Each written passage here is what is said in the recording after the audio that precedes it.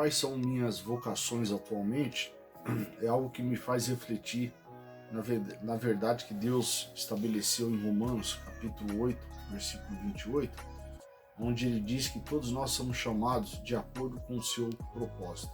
Quais são minhas vocações atualmente? Eu sou pai, uma vocação. Eu sou filho, é a segunda vocação. Sou um profissional de uma determinada área da construção civil, é a minha terceira vocação. A minha atuação na igreja, o serviço a Deus na igreja, é a quarta atuação. Eu talvez poderia refletir em outras, mas essas 4 atuações são o que tem tomado conta da minha vida nesses últimos anos. Pai, filho, trabalhador de uma área qualquer e servindo a igreja.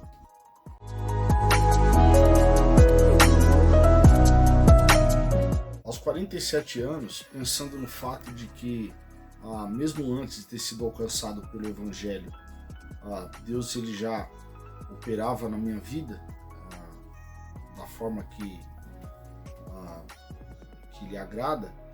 Eu acredito que mesmo antes de ter feito faculdade, de ser cristão, de ser pai, de ser filho, eu penso numa perspectiva da vocação segundo um sociólogo chamado Max Weber e até mesmo Veit, um autor luterano de livros que nós temos aí na atualidade. Então Veit ele trabalha na seguinte perspectiva, é de que todos os profissionais em todas as áreas, eles são vocacionados por Deus para servir ao próximo, né?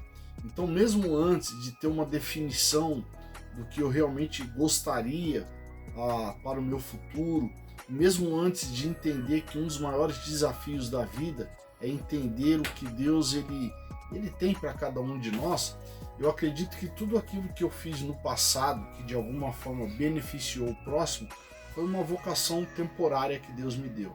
Lembro-me, quando adolescente, trabalhei uma época de office boy, não é? Era uma vocação, porque de alguma forma ali eu estava servindo ao próximo. Trabalhei em algum momento também em restaurante, meus pais tiveram restaurantes, estava ali servindo ao próximo, não é? Trabalhei como mecânico de motos, né? Estava ali servindo ao próximo. Então essas são as vocações que eu me lembro no momento, que um dia fizeram parte da minha vida e hoje não fazem mais.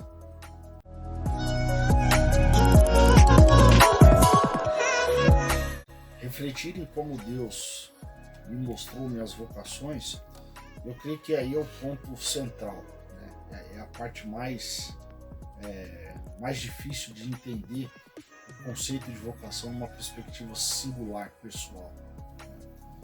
Todas as portas que se fecharam, todas as coisas que não aconteceram, dá sentido àquilo que Deus ele não tem para você.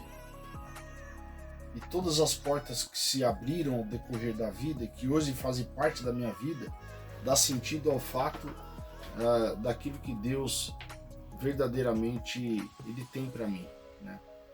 Eu jamais imaginei um dia ser um cristão, eu jamais imaginei, nunca me passou pela cabeça estudar a área da saúde, estudar teologia, nunca me passou pela cabeça, por exemplo, atuar com jovens e adolescentes e até mesmo na igreja, né?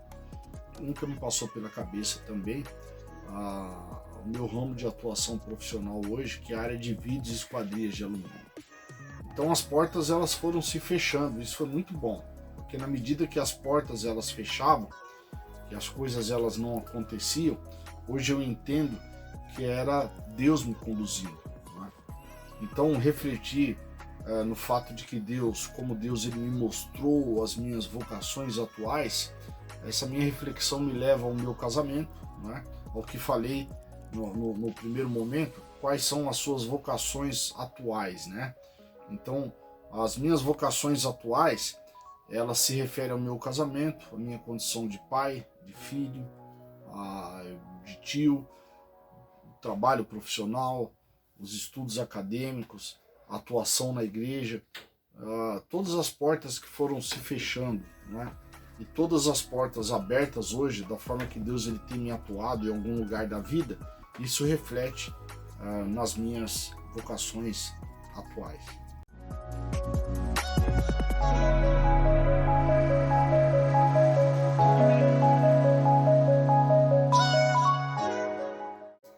paralelo à minha afirmativa anterior, as portas que se fecharam, as coisas que não aconteceram, as coisas que aconteceram por um tempo e deixaram de acontecer, dá sentido ao fato de que talvez Deus negou, né? Não sei se essa seria uma frase, uma expressão boa para falar a respeito da ação de Deus na minha vida, mas eu penso aqui, por exemplo, quando criança, né?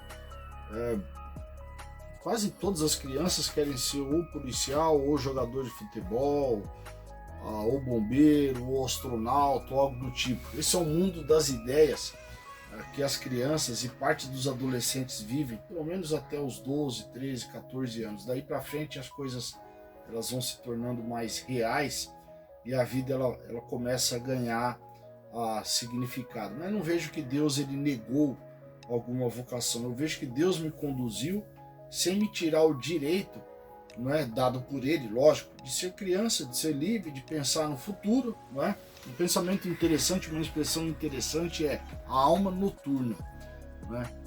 É uma expressão que vem da psicologia, mas dá sentido à vida, por exemplo, de um adolescente e de uma criança. A alma noturna é aquela que vive sonhando, é aquela que vive se projetando para o futuro.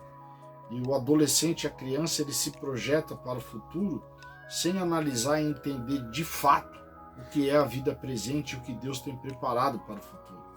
Então, como todas as crianças, ou a grande maioria, eu quis ser muitas coisas e não fui nenhuma delas. Aquilo que sou é o que está na vontade de Deus. Não vejo que Deus negou em nenhum momento, mas eu vejo que Deus ele mostrou o caminho da vocação na minha vida a partir do momento que as coisas foram acontecendo, que eu fui amadurecendo. E esse é um processo que ele tem começo, meio e vai até o final da vida.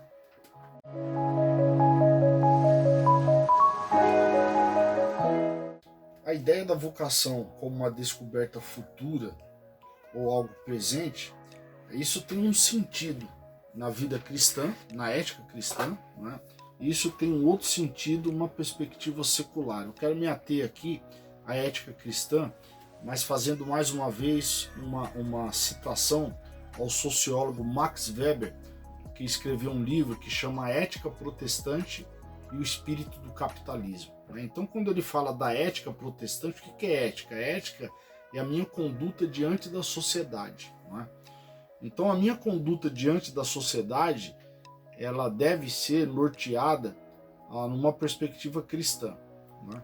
Então, por exemplo, a afirmativa de que a vocação ela tem um aspecto apenas futuro, ela é uma afirmativa totalmente antibíblica. Ela não tem um conceito bíblico estabelecido. Por quê?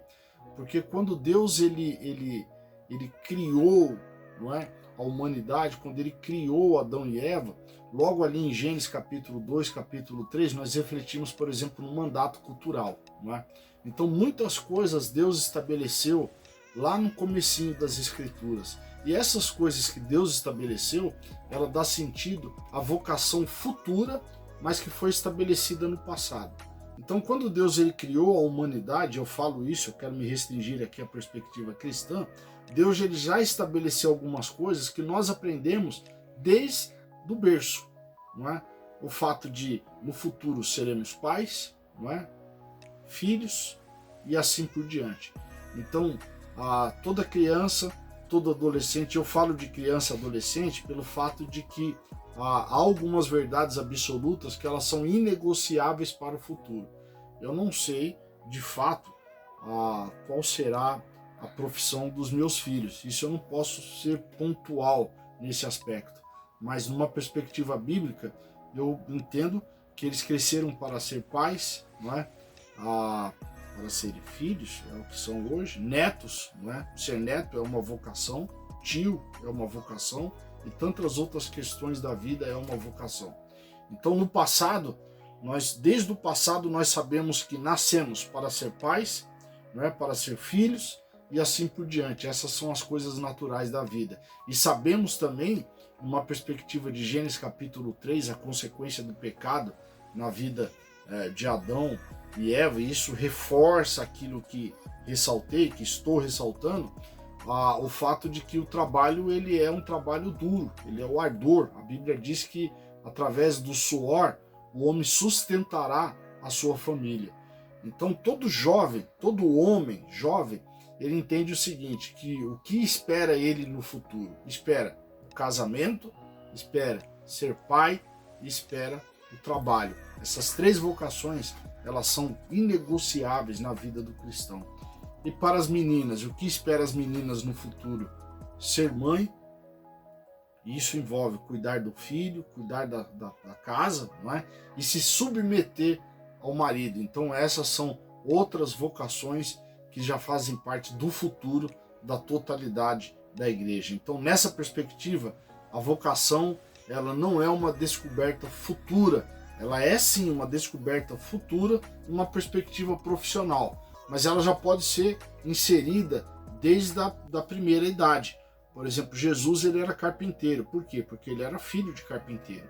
Então, nós podemos defender a ideia de que a profissão do pai ela pode ser a profissão do filho. Não necessariamente, não estou pontuando dizendo que era isso, mas nós temos aqui várias passagens bíblicas que apontam para filhos que herdaram a profissão do pai. Nessa perspectiva, eu finalizo refletindo mais uma vez naquele texto que li, que parafraseei aqui, de Romanos capítulo 8, versículo 8. Está aqui na minha tela, uma outra tradução diz o seguinte: e sabemos que Deus trabalha todas as coisas, olha que interessante, todas as coisas.